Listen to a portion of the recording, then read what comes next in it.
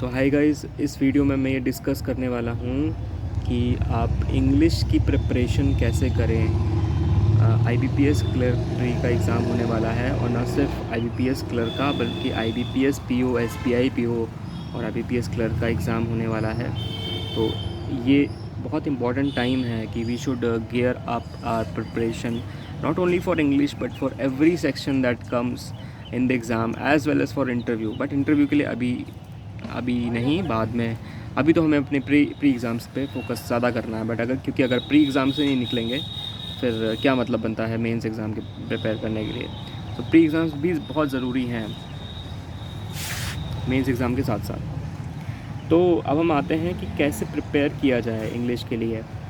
देखिए, अगर आप ये बेसिकली समझते हैं कि एग्ज़ाम की रिक्वायरमेंट क्या है तो कुछ हद तक आप ये कंक्लूड कर पाएंगे कि हाँ, हमें प्रिपेयर कैसे करना चाहिए। जैसे अगर इंग्लिश की बात करें तो it is basically reading and understanding the given text, how well you can understand it, and understanding and comprehending the text along with a little support of vocabulary and grammar।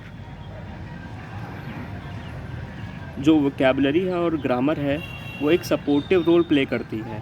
सभी ने ये देखा है कि हम जो है RC अटेम्प्ट करते हैं उसमें ये है कि हम उसको अंडरस्टैंड कितना कर रहे हैं, कितना हम उसको पकड़ पा रहे हैं, वो क्या कहना चाहता है, उसका क्रक्स क्या है। It is revolving around that.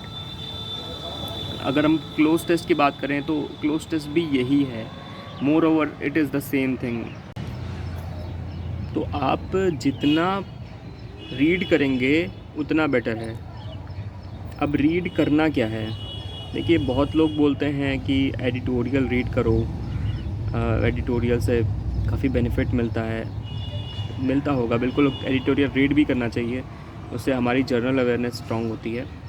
तो रीड करते वक्त एक चीज़ ध्यान रखिए, आप ऑथर की चेयर पे बैठ जाइए और आप ये सोचिए कि ऑथर की क्या अजम्पशंस रही होंगी जब वो ये लिख रहा था। मतलब अगर आप उसको ऑथर ने जिस टोन पे लिखा है और उसके थॉट्स की जो वेव फॉर्म है उस वक्त लिखते वक्त, अगर आप वो पकड़ लें और आप भी उसी वेव फॉर्म को पकड़ के चलें और बिल्कुल वैसा ही सोचें, वैसा ही आप व्यू कर पाएँ जैसा कि ऑथर ने लिखा है, तो आप काफ़ी हद तक पकड़ लेंगे। और इस चीज़ को करने के लिए प्रैक्टिस चाहिए। आप जितना पढ़ेंगे और जितना उसको समझेंगे उतना ये बेनिफिट करेगा। और दूसरी चीज़ ये है इमेजिनेशन बेस्ड रीडिंग। देखिए, आप जो भी पढ़ रहे हैं, जो भी टेक्स्ट पढ़ रहे हैं, उसको समझने के लिए आपको अपने माइंड में इमेजिन करना पड़ेगा। जैसे कि आप जो भी पढ़ रहे हैं आप उसको रियल लाइफ से आप रिलेट कर सकते हैं कि जैसे आपके रियल लाइफ में बहुत सारे इंसिडेंसेस होते हैं और हम कुछ पढ़ रहे हैं, कुछ कॉम्प्रिहेंशन पढ़ रहे हैं, RC पढ़ रहे हैं, तो हम उस इमेजिनेशन को उसमें जोड़ सकते हैं। तो हमारे माइंड में एक पिक्चर बन जाती है, एक मूवी जैसी बन जाती है। तो फिर एक बार अगर जो RC है वो एक बार हमने पूरा पढ़ लिया, अगर हम समझ गए, अगर हमारे माइंड में वो पिक्चर बन जाती है तो we even do not need to go to the RC once again to check out for any fact. तो ये बहुत ज़रूरी है, इमेजिनेशन बेस्ड रीडिंग बहुत ज़रूरी है। देखिए, एडिटोरियल पढ़ना ज़रूरी है, लेकिन मैं एक चीज़ बोलूँगा कि अगर आप इंग्लिश के सेक्शनल टेस्ट दे सकते हैं तो ये बहुत बेहतर होगा। देखिए, न सिर्फ आपको पढ़ना है बल्कि आपको उसके क्वेश्चंस भी प्रैक्टिस करने हैं। तो साथ साथ में ये प्रैक्टिस भी बहुत ज़रूरी है कि आप जो पढ़ रहे हैं और उसको कितना क्रिटिकली पढ़ रहे हैं और उस जो आप पढ़ रहे हैं वो उसके क्वेश्चंस भी सॉल्व कर पा रहे हैं कि नहीं कर पा रहे हैं।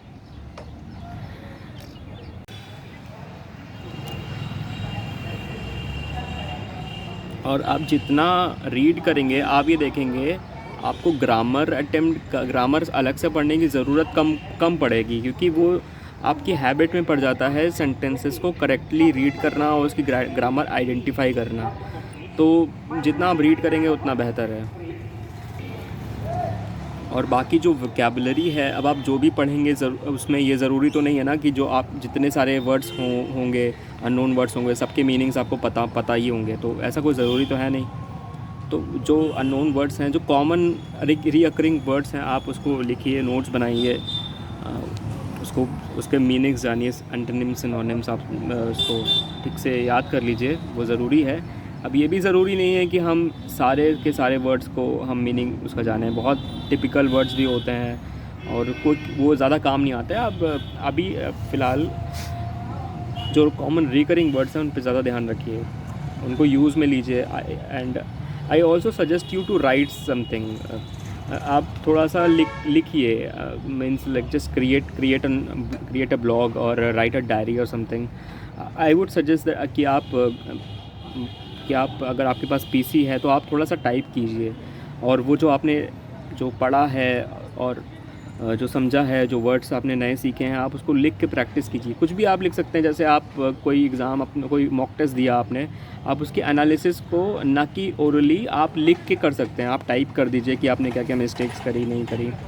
उस तरीके से आपके जो वर्ड्स हैं और आपने जो सीखा और आपने जो पढ़ा वो प्रैक्टिस भी होती रहेगी। और जैसे कि हम सबको पता है कि IBPS और SBI PO के एग्ज़ाम में, रिटन एग्ज़ाम में एक डिस्क्रिप्टिव टेस्ट भी होता है। तो it will also help you to articulate your thoughts into words. उस वक्त थोड़ा मुश्किल हो जाता है क्योंकि हमें सोचना भी पड़ता है और पॉइंट्स भी हमारे माइंड में आते हैं, उसको हमें लिखना भी पड़ता है और फिर उसको सेंटेंसेस में फ्रेम करना पड़ता है। तो अगर आप अभी से प्रैक्टिस करेंगे तो it will be easy at the time of examination and it will help you both the ways. अभी आप इंग्लिश भी सीख लीजिए, उसके बाद फिर डिस्क्रिप्टिव की भी प्रैक्टिस आप साथ साथ में ही कर रहे हैं। अगर मैं ग्रामर की बात करूं तो मैंने 2020 में मैंने अनअकैडमी का एक कोर्स लिया था। एंड एक टीचर थी बरखा अग्रवाल मैम, आप सब जानते होंगे उन्हें। मैं उनसे मैंने ग्रामर पढ़ी थी and it was more than sufficient. मुझे काफ़ी अच्छी नॉलेज हो गई थी ग्रामर की, उसके बाद मुझे ज़रूरत नहीं पड़ी वो करने की। तो इट वाज मस्ट सफिशिएंट।